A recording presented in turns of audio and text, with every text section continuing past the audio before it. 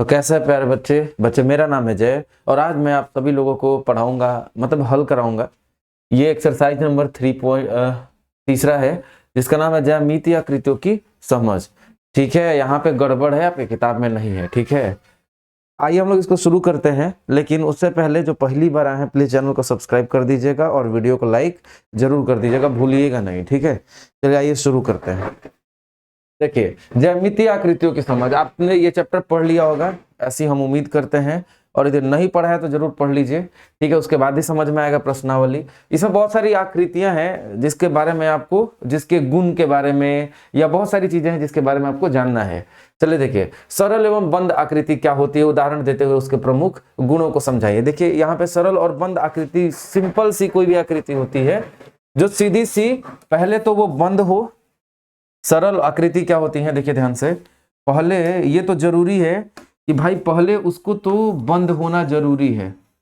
सरल आकृति बन गया, अब बंद होने से क्या हो गया कि इसका अपना कोई एक क्षेत्रफल बन गया। देखिए इतना इसका क्षेत्रफल बन गया।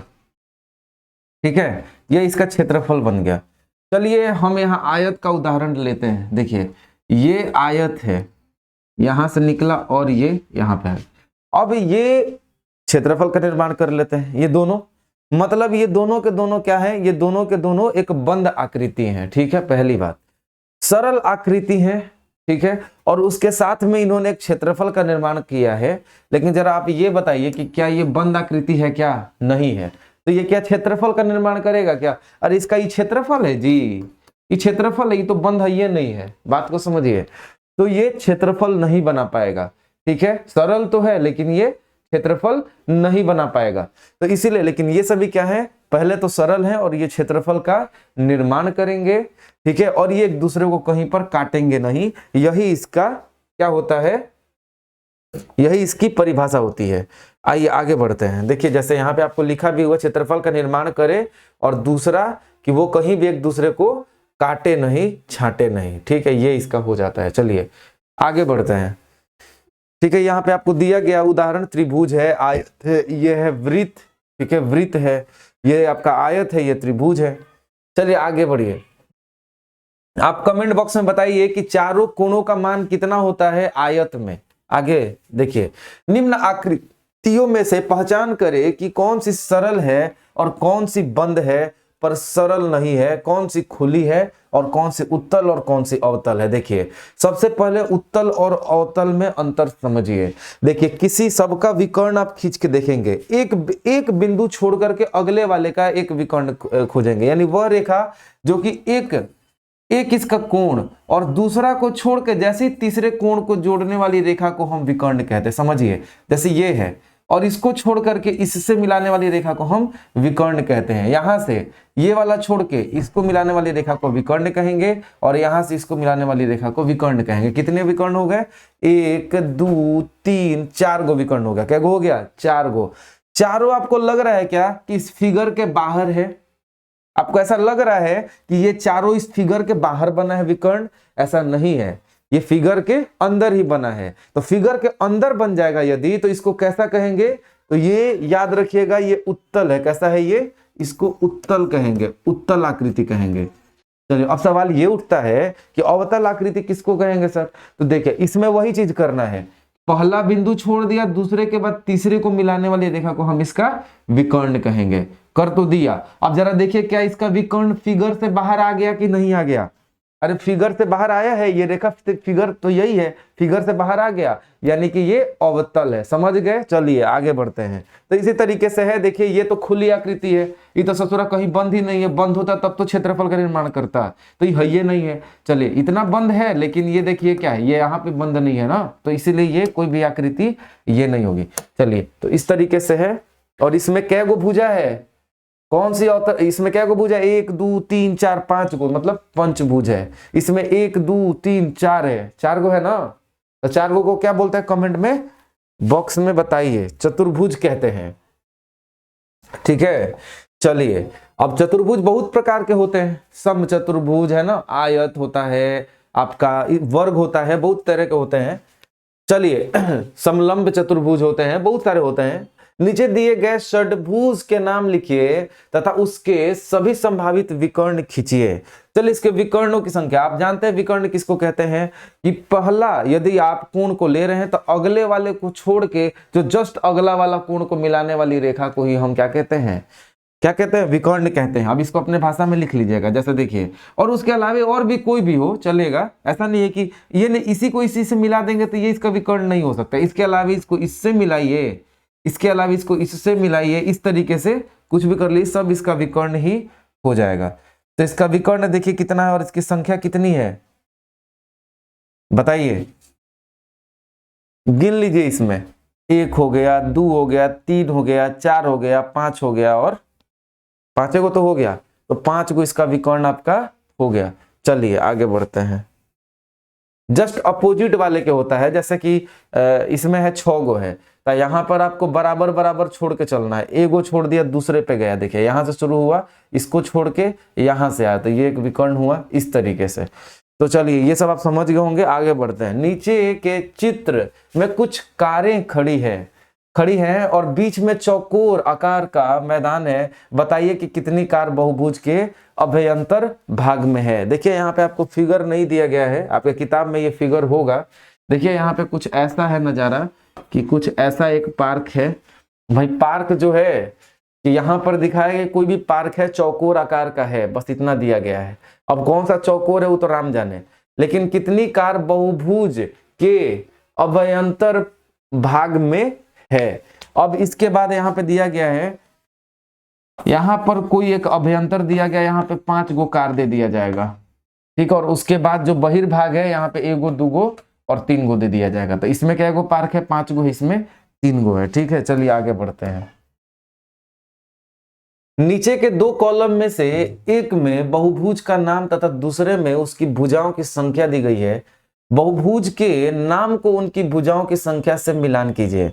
आइए देखिए, त्रिभुज में मतलब 3 भुजाएं, पंचभुज मतलब 5 भुजाएं, सप्तभुज मतलब 7 भुजाएं, नौभुज मतलब 9 भुजाएं और षटभुज बोले तो 6 भुजाएं। चलिए समझ गए? अरे समझ में आयल कि ना? चलिए आगे बढ़ते हैं, समझ में आ ही गया होगा, आगे बढ़ते हैं। बच्चा लोग आगे बढ़िए। तो भैया एक बहुभुज के अंतःकोण के मापों का योग 540 डिग्री है, उसमें कितनी भुजाएं हैं बताइए। तो एक बहुभुज के अंतःकोणों के मापों का, देखिए अंतर के कोण का, आइए थोड़ा सा हम समझते हैं कि अंतःकोण का मान हम कैसे निकालते हैं। आइए देखिए, सबसे पहले तो थोड़ा बहुभुज को समझते हैं। अरे बहुभुज का मतलब हो गया जिसमें बहुत सारी भुजाएं हो, एक को छोड़ के 2-3 को भुजा हो गया बंद फिगर में, तो वो क्या हो गया आपका, बंद होना जरूरी है, तो वो बहुभुज कहला जाएगा। चलिए आइए अब यहाँ पे आइए समझिए। देखिए हमने यदि कह दिया कि देख ले ये एक बहुभुज है, ये बहुभुज है, ये इसका बाह्य कोण, बाह्य कोण, बाह्य कोण, और ये इसका बाह्य कोण, ये बाह्य और ये बाह्य कोण। जरा समझिए, मैं कह रहा हूं कि इसमें भुजा कौन है। देखिए ये ए है, बी है, सी है, ये डी है और ये ई है और ये एफ है। समझ में आ रहा है? ये ए है, बी है, सी है, डी, ई और एफ, ठीक है। इसके अंतःकोण ये है। देखिए मैं इसका अंतःकोण जो है उसको मैं नीले रंग से दिखा रहा हूं। इसका ये अंतःकोण है, ये अंतःकोण है, ये अंतःकोण है, ये अंतःकोण है, ये अंतःकोण है और ये भी इसका अंतःकोण है, ठीक है। लेकिन अब मैं पीले रंग से, पीला दिखेगा क्या? नहीं दिखेगा। चलिए कोई बात नहीं, मैं दूसरा रंग लाता हूं। हरा रंग है जो, ठीक है। इस हरे रंग से हमने बाह्य कोण को दर्शाया है, जरा देखिए बाह्य कोण, ठीक है। देखिए आपके किताब में दिया गया है, हालांकि यहाँ पे पूछा नहीं, हम तो एक्सरसाइज पढ़ रहे हैं। जब चैप्टर पढ़ाएंगे तो आपको जरूर हम बताने की कोशिश करेंगे। देखिए कभी भी बाह्य कोण का योग होता है, कितना भी बड़ा बहुभुज हो, दो गो का हो, 3 गो का हो, 4 गो का हो, 5 गो का हो, 8 गो का हो, 10 गो का हो, कितनो बड़ा का बहुभुज हो जाए, कितनो बड़ा भुजा वाला, लेकिन उसके बाह्य कोण का योग याद रखिएगा, बाह्य बाह्य कोणों का योग कितना होगा? 360 डिग्री होगा। कितना होगा? 360 डिग्री होगा। लेकिन अंतः कोणों का योग कितना हो जाएगा? अंतः कोणों का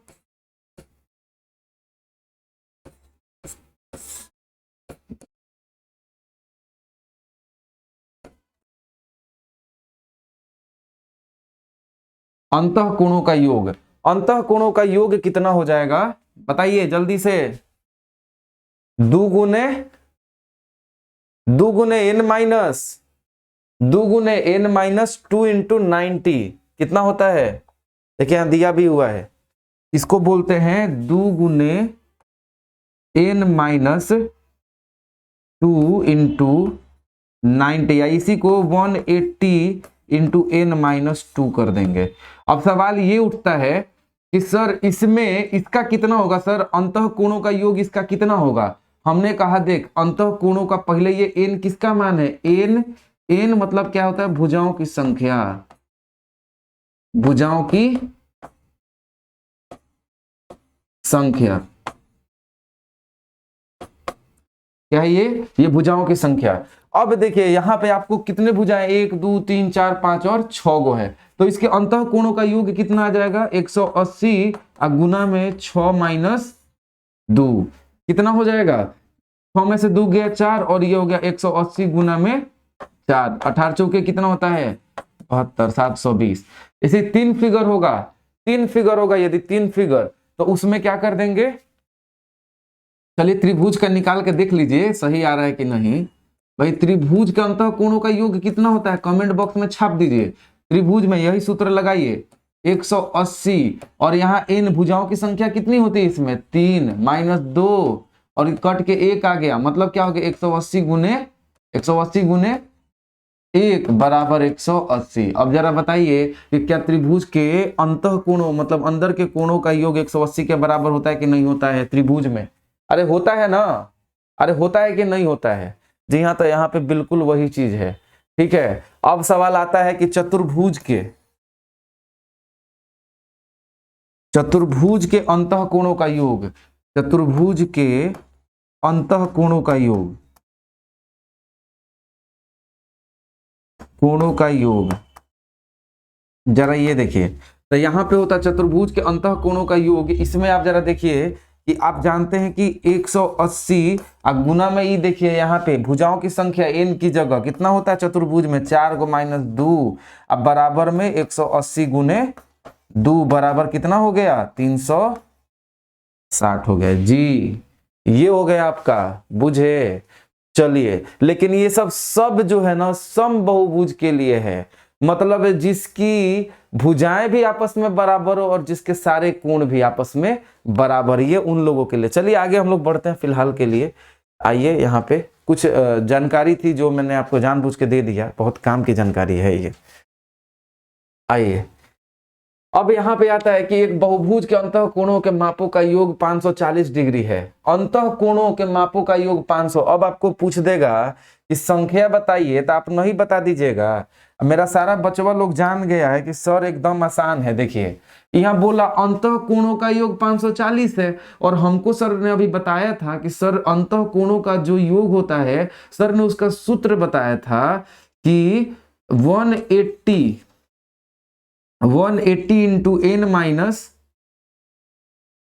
180 इंटू एन माइनस क्या 2, 180 इंटू एन माइनस 2 बराबर कितना होता है भैया? 540 होता है। समझे सर? ये मतलब क्या है कि अंतः कोणों का योग होता है, तो यहाँ पे योग आपको दिया गया है 540। बस अंतर ही है कि यहाँ पे n का मान नहीं दिया गया है, आपको यही तो निकालना है। इससे इसको काट दीजिए, 3 बार में गया, और n बराबर 3 जोड़ 2 मतलब कितना हो गया? ये कितना हो गया? 3 और 2 5 हो गया। मतलब ये क्या हो गया कि टोटल संख्याएं कितनी है, भुजाएं कितनी है इसमें? 5 भुजाएं। 5 भुजाओं वाले बहुभुज का जो योग होगा कोणों का, वो 540 होगा। लेकिन बाह्य कोणों का योग 360 डिग्री होगा। ध्यान रखिएगा। आगे बढ़ते हैं, आइए। अगला प्रश्न, एक समबहुभुज, हमने कहा वैसे बहुभुज को हम समबहुभुज कहते हैं जिसके सारे कोण भी आपस में समान हो, सारी भुजाएं भी आपस में समान हो। जैसे कि एक वर्ग में चारों भुजाएं आपस में बराबर होते हैं और चारों के चारों कोण भी आपस में बराबर होते हैं। चलिए आगे बढ़ते हैं। तो एक समबहुभुज की 8 भुजाएं हैं, उसके प्रत्येक बाह्य कोणों की माप ज्ञात कीजिए, प्रत्येक अंतः कोण कितने माप के होंगे। चलिए यहाँ पे क्या है, एक समबहुभुज की 8 भुजाएं हैं। ठीक है, चल भैया 8 गो भुजा तो है, बहुत बढ़िया। और उसके बाद प्रत्येक बाह्य कोणों की माप ज्ञात कीजिए। आपको बाह्य कोणों का माप ज्ञात करने का है, तो प्रत्येक का आपको बताना है, बाह्य कोणों का माप ज्ञात करना है, प्रत्येक अंतः कोण कितने माप का होगा। और उसके बाद दोनों पता करना है, बाह्य कोण का भी मान और अंतः कोण का भी मान। आइए निकाल देते हैं। इस समबहुभुज है ना, आपको पता होना चाहिए कि समबहुभुज में हमने अभी बताया था कि कभी भी जो एक समबहुभुज होगा तो उस समबहुभुज की खासियत ये है कि उसके बाह्य कोणों का योग चाहे 20 गो लाखों भुजाएं हो जाए, लेकिन बाह्य कोणों का योग 360 से बड़ा नहीं हो जाएगा। तो आप जानते हैं कि मान लीजिए कि जैसे यहाँ पे देखिए, मान लीजिए किसमें ये सभी जो बाह्य भुजाएं है ना, आप जानते हैं कि भाई इस सब बराबर होगा, ये x तो ये भी x, ये भी x, ये भी x और ये भी x, मतलब 1 2 3 4 5 6 गो x बराबर में कितना, भाई आप जानते हैं कि 360 के ही बराबर होता है। तो एक से इसको काट देंगे कितने बार में, 60 बार में। x क्या है, अरे एगो कोण का मान है, क्या है, एगो कोण का मान है। चलिए एगो कोण का मान है, तो यहां पर आ जाइए। एगो कोण का जब मान आपका x है तो इसी तरीके से 8 कोणों का मान कितना हो जाएगा। आप जानते हैं कि इस तरीके से हम यदि इसका मान निकालते हैं तो हम जानते हैं कि क्या गो भुजा है इसका, बताइए 8 गो भुजा है, 8। और यदि एक भुजा का मान हम यदि x मान ले तो 8x हो जाएगा। अरे भाई सबको जोड़ ही तो देंगे, और बराबर में कितने हैं बताइए। आप जानते हैं बाह्य कोणों का योग 360 के बराबर होता है, 360 के बराबर हो जाता है। तो यहाँ पे x का मान 360/8 कर दीजिए और इस चीज को काट दीजिएगा। तो 4 से गया 2 बार में, 4 से गया ही 90 बार में, इससे काट दीजिए, कितना हो गया 45 डिग्री। कितना हो गया 45 डिग्री। तो ये 45 डिग्री क्या हुआ, बाह्य कोण का मान निकला। अब अंतः कोण का मान आपको निकालना है। आइए अंतः कोण का मान आपको निकालना है। भुजाएं कितनी है आप जानते हैं, अंतः कोण का मान यदि निकालना है तो 180 गुना में n-2 और बराबर होता है आपका कि टोटल कोण कितने हैं। अरे यही तो होता है। तो यहां पर आपको यही होता है कोण का मान, कोण का योग, बाह्य कोण अंतः कोण का योग। ठीक है, अब देखिए यहां पे 180 तो रहेगा, लेकिन n का मान यहां क्या है बबुआ, देखिए जरा n का मान हम यहां से क्या लेंगे, 8 गो भुजा है ना, 8 गो भुजा, 8 में से 2 गया। ठीक है, अब यहां पे देखिए 180 गुना में 8 में से 2 गया 6, 18 छके बताइए, 8 छके 48, 4 और बताइए 18 छके 108, 1080 डिग्री। अंतः कोणों का योग कितना हो जाएगा 1080 डिग्री। चलिए आगे बढ़ते हैं, बहुत बढ़िया सवाल। आगे देखिए, अब आइए ये वाला अभी तक का ये जो एक्सरसाइज था, प्रश्नावली 3.1 आपका समाप्त हो चुका है। अब प्रश्नावली 3.2 देखेंगे। ठीक है, चलिए अगले कक्षा में मिलते हैं, तब तक के लिए टाटा बाय बाय, जय हिंद।